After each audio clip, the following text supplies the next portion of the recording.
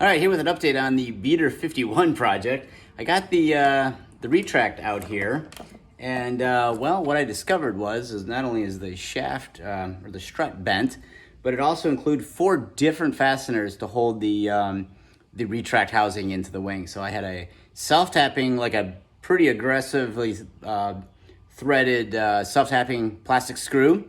Maybe even a sheet metal screw. I guess I should look a little bit closer. What appears to be one of the factory original fasteners that's kind of stripped out. Another one that is a short version of what looks like the factory fastener, and then a machine screw. So clearly I have an issue with the mounts for the retract here with that many different screws being held in.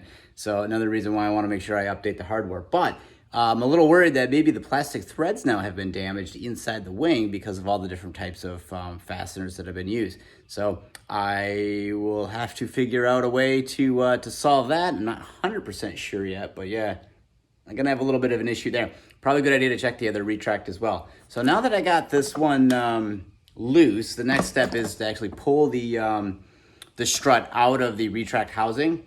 And then go ahead and put it into a vise and straighten it back out again. And then we'll put it in there and see if it closes up properly, and then go from there.